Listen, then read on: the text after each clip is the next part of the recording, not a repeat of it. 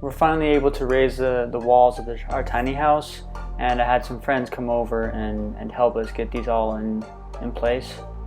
They were a little bit overzealous and already had the first wall before I got the camera set up, so that first wall was already in place, and now we're putting in the second one. And then you just stand next to each other, nail each end together, and then I just do one piece at a time. We started raising the walls after everyone was done with work, so by the time we got around to the south side, it was already starting to get dark, as you can see. But we had a bunch of lights we were able to stand up, so we had pretty good light, and we were able to keep on working for a little bit longer, even after it started getting dark. And we got all the walls that I had ready up, so I was really appreciative of their help. And this went really fast with 4 of us all working together. It's one of the things I love about framing is that once you get the walls up, it goes really quick.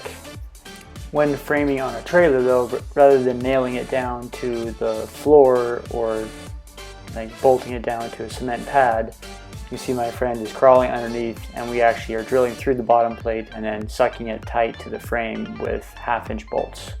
We're doing that as we go. I am definitely excited to have these exterior walls up.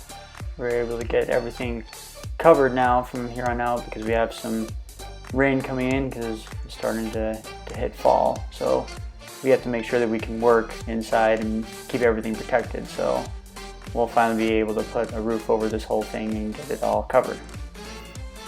And now you see that we've done just that. We've got big sheets of plastic that we basically draped over the whole thing and tacked it down a couple places so that the wind couldn't blow it like off one end or the other. So we've got that kind of fighting us at this point now, because now we're having to frame one of the main 11-foot tall walls, and so it's sticking out past the trailer. So I still wanted to build it on the trailer because of it being such a large wall. It made sense. So Allie's helping me, and then we'll end up just picking the other end with the header up, and we'll pull it straight up and stand it up in place.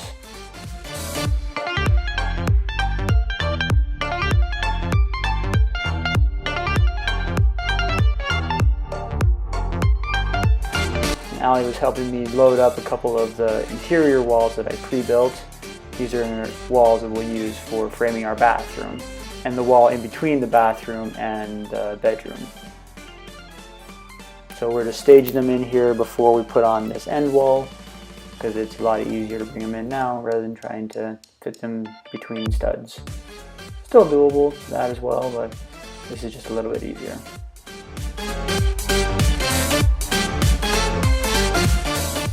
Mom wasn't the only one who wanted to help today as we were moving around these walls and standing things up. Our kids wanted to as well.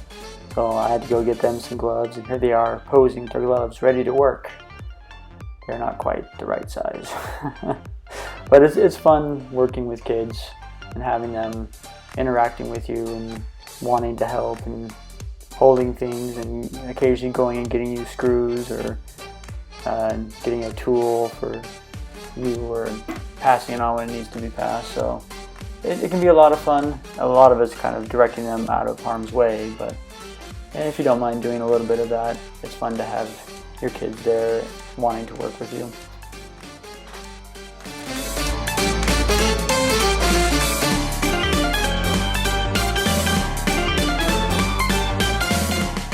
When we had all the walls ready to go, I recruited my neighbor Valentine, who you may remember him from when he was helping me back in the trailer initially. He's been a lot of help and is always willing whenever I need a hand to give me one. So here he's helping us raise that last end wall, and Allie's just kind of making sure we can get it underneath that plastic so we're not pinching it anywhere where it shouldn't be. And we had to move that temporary rafter kind of out of the way so we could get it in and have it be high enough that we could get the wall in without any problems.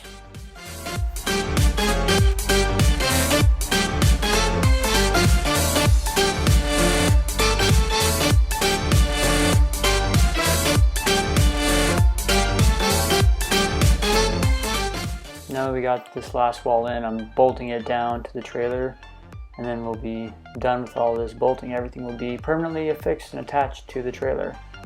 Now all we gotta do is the rest of it. You know, it's just no biggie.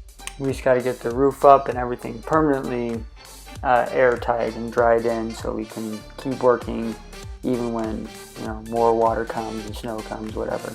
And now to give you a glimpse of what it's really like to work with kids, here are mine. Stand it up, we'll go right up against that. I meant like this isn't right up against that. No. You stay up there. What am I nailing in, Jeff? That's you. River.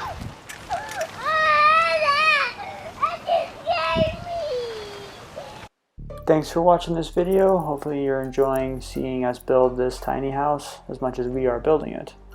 Please give this video a like, it really helps us. And subscribe so you can watch other videos that we've done and will do in the future. And check out our other channel, Hold the Walnuts. On that channel we post a lot of videos about self-sufficiency and doing things for yourself.